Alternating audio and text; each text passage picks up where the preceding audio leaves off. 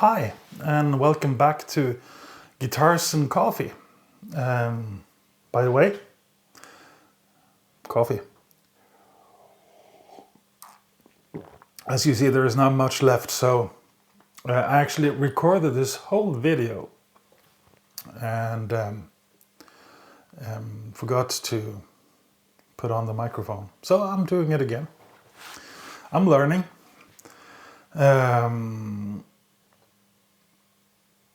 The guitar today is EBMM Albert Lee. This model is when I bought it from the vault at Music Man. It was listed as Crossroads Guitar Festival 25th Anniversary Edition. And it said that there are only 25 of these guitars made in total. Now, however, when I look at Music Man's pages, this seems to be one of their standard offerings. When I look at the specs, it seems to be identical. It doesn't matter to me because I just wanted Albert Lee with this finish, so it's perfect for me, and I will tell you a little bit about that. Of course, it's got the, I'm looking at the camera to see, yeah, it's got the, oh yeah, it's out of focus, but anyway, yeah, it's got the 158, I haven't checked it up, but I think that is the numbers, width of the nut. It got stainless steel frets. They are vintage, I think they say, but they feel taller than the frets on the Luke. And they are much more comfortable as there are. I like the smooth feel of the stainless steel frets, and I also like not having to worry about fret wear. Yeah, the neck is C of some sort. It's kind of deep. It's the most similar neck to my Tyler Studio Elite. So going between this and my Studio Elite, that is, they feel so similar to play. It's wonderful guitar, and I love this neck. It's a flame maple, roasted flame maple neck. It's got an ash body. I don't know how many pieces. Seymour Duncan pickups. I think they are made specifically for this guitar, and that you can't buy them off the shelf, but I don't know. I have swapped out the bridge pickup for Seymour Duncan twang banger to get a little bit more that tele bridge sound, because that is what the twang banger does. But there was actually not much difference between the twang banger and the original pickup. A little bit beefier, a little bit more round in the top end, but it was so little. So if I had known, or I wouldn't have swapped them. It's really no big deal. It has the silent Music Man's silent circuit thing. it is wrongly adjusted on this guitar. So if you listen to the drive sound now, I will just show you.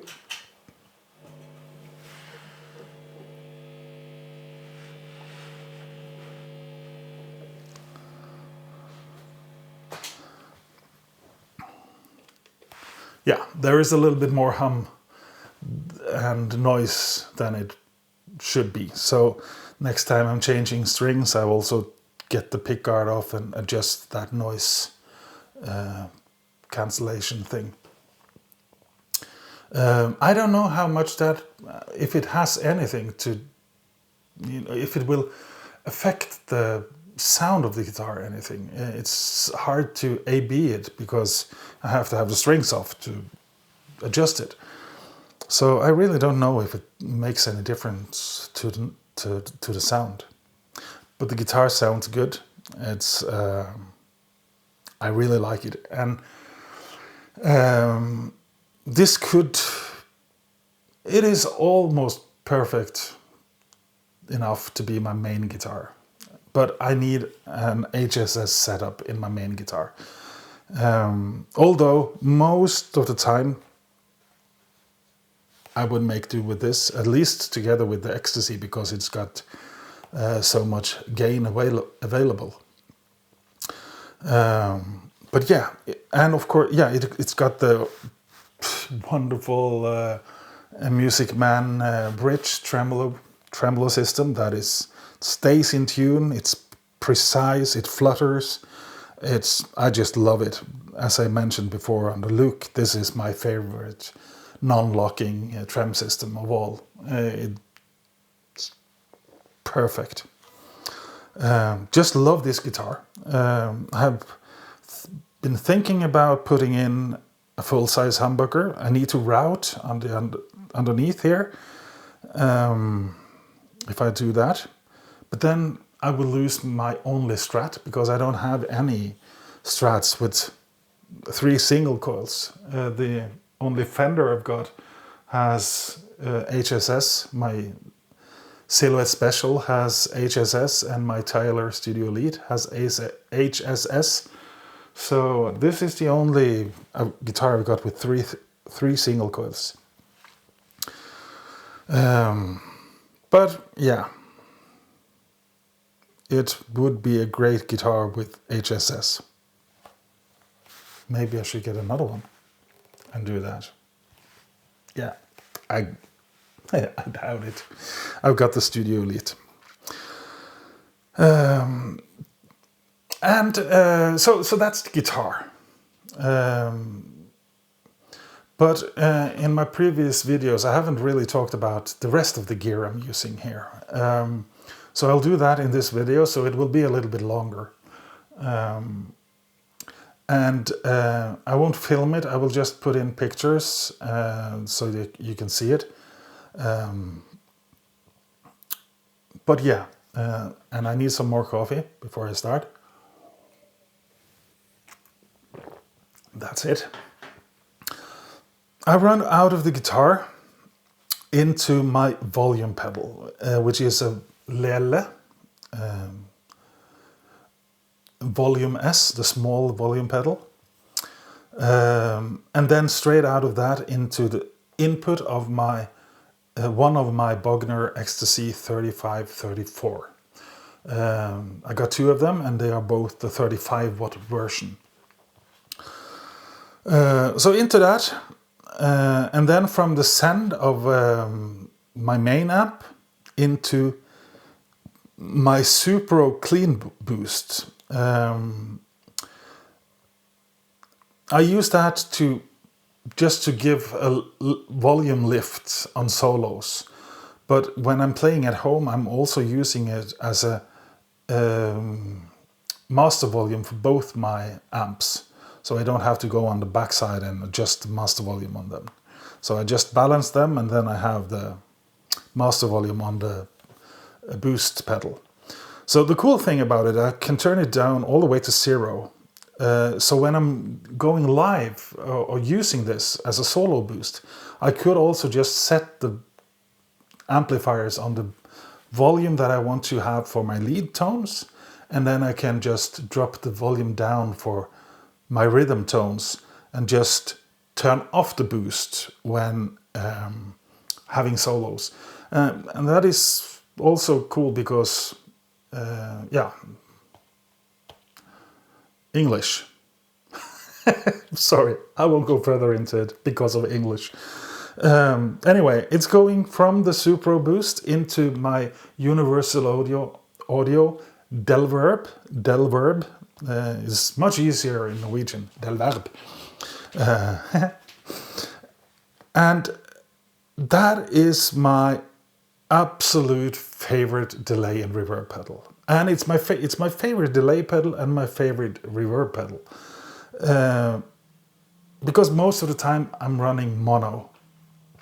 At home here I'm running a stereo setup, and when I'm gigging with my band, which is not very often I'm afraid, I'm running stereo most of the time.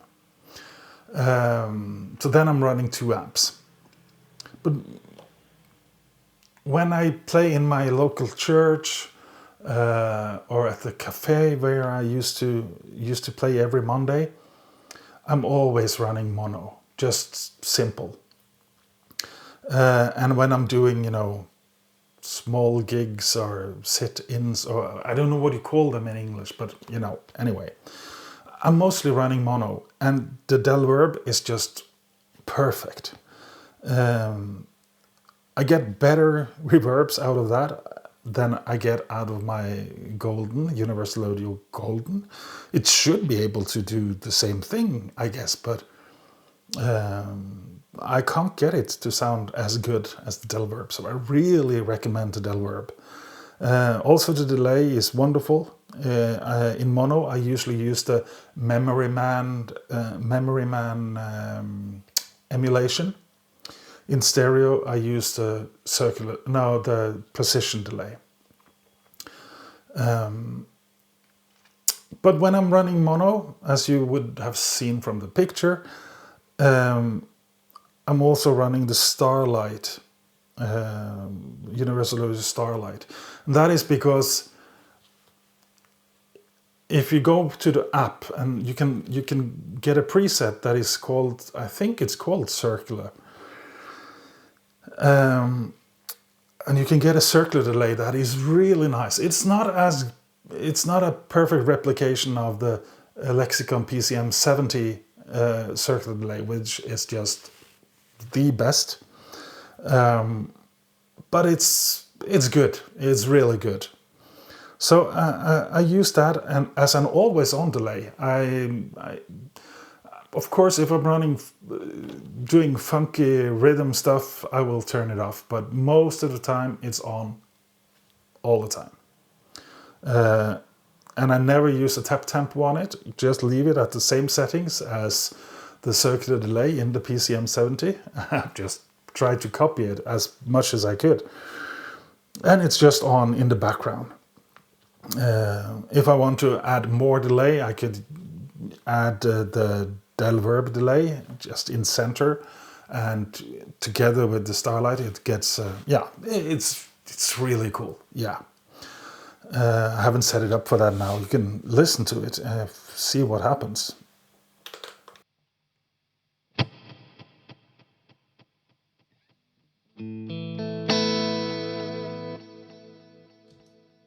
And then I'm adding the Delverb delay.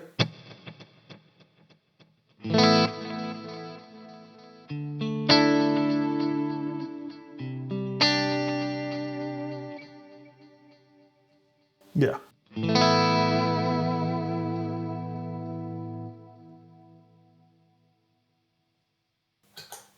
I was lucky there.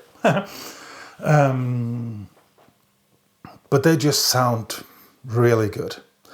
Anyway, I go from the Starlight into the Radial Stagebug SB6, which is all I use. I lift the ground, I can face invert, and it's a great utility to get rid of unwanted noise and ground loops before I then go back to the returns of the amplifier. I use this also. I bring it with me in all my setups for mono and everything, just in case I have some noise issues. Because sometimes they just appear for some reason. So the noise, I mean, appear for some reason. So I got this just to fix any of those issues. I should get another one or two just to have as backup.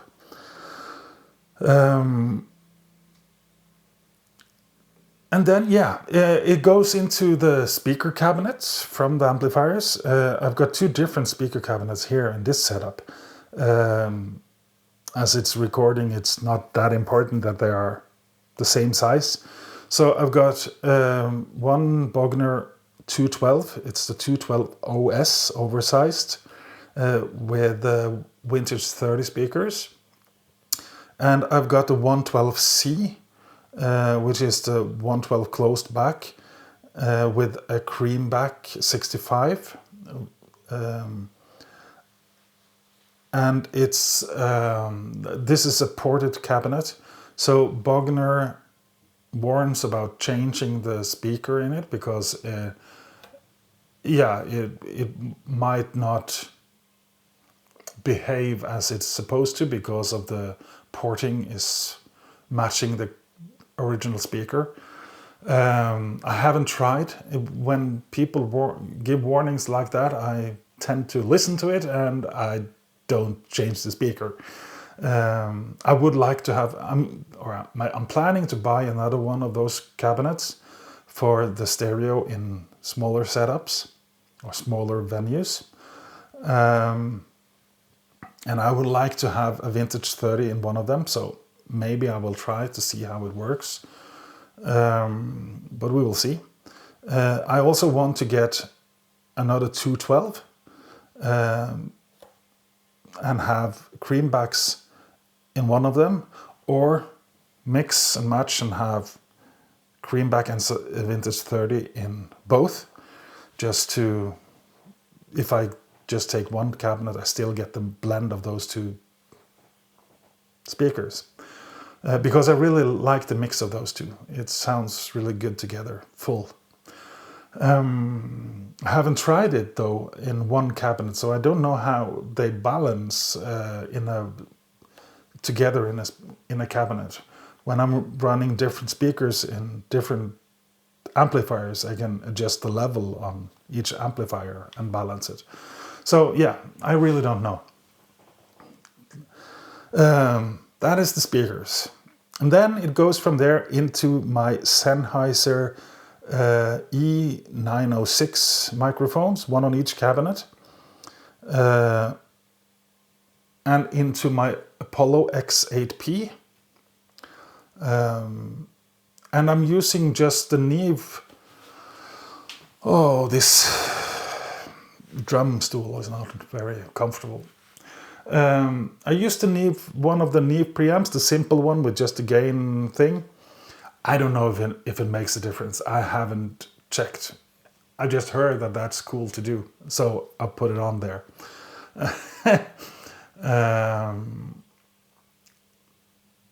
So at least the preamp of the Apollo should give the Neve coloration, I don't know, English.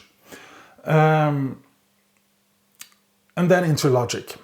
I'm not sure. I think I have the low cut set on the preamp just to get rid of those. If not, I will cut it in Logic if it's too overwhelming. But other than that, I don't do any EQs to the guitar sound. I want it to be honest, this is what the sound you're hearing, apart from whatever happens in the YouTube algorithm or compression. The sound you're hearing is what I would normally feed to front of house on a gig. And whatever happens to that out to the audience is up to the sound engineer. I've got my wonderful tone in my cabinets. It sounds amazing. I really love these amplifiers. The Bogner Ecstasy 3534 is my favorite amp of all time. Of course, it would be cool to have the big brother, the big Ecstasy. I think actually, from what I've heard, I would probably prefer the anniversary model. I'm not that into the history of Bogner, but I would never bring it. It's, you know, you can see behind me the Goldfinger 45. It's a wonderful amplifier, and I will make more videos with that later if it's not sold by then. But it's a wonderful amplifier, wonderful cabinet, but it's just too big and heavy. So I would never bring it. It's as simple as that. So I won't bother having it. And I've had other amplifiers. I really love the Silver Jubilee, Marshall Silver Jubilee. I've had the big one, but again, I prefer the smaller one, the 20 watt actually. So I had a few of those heads.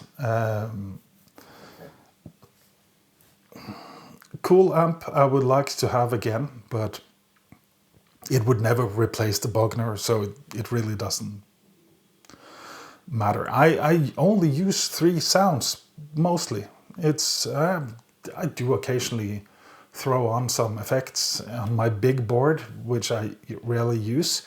I've got some extra effects. I've got more delays, more reverb things. I also got a synth thing going on, so there will come videos about that.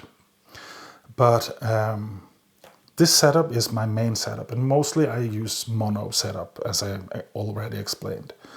But I love running stereo, and when I can, I will. Also, sometimes when I need to be silent, I use the aux live. The good thing about that, as I use the circular delay always on, I can, and I also normally just play the lead channel. I will show you what I normally do. I will make sure there is a gap of the sound here, but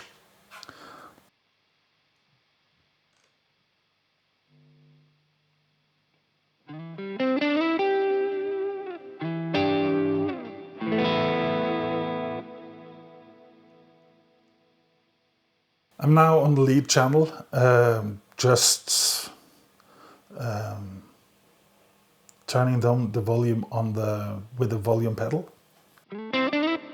Oh.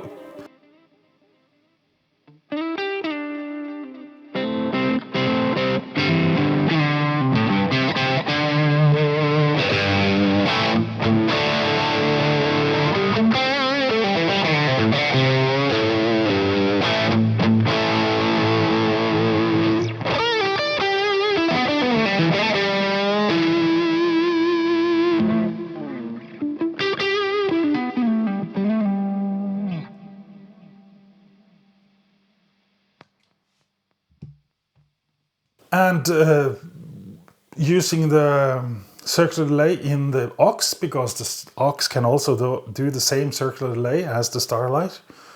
I really don't need the foot switch even. I can just bring the Bogner head and aux, and I'm good to go, because I don't need the volume pedal either. I can use the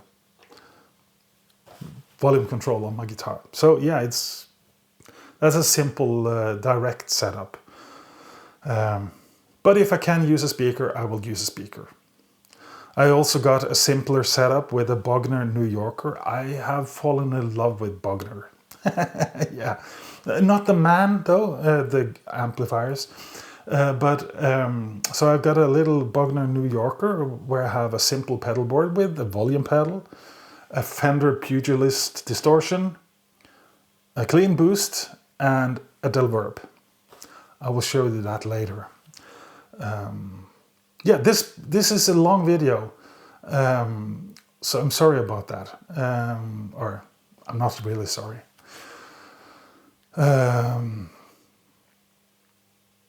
I guess I'm finished with this. So thank you very much if you watched this all to the end, and please like and subscribe and give me comments if there are things that you want me to mention about the guitars in the future. You know, things I haven't remembered about the guitars or something like that. So yeah, please leave a comment as well. Comment, yeah. Thank you very much, and God bless.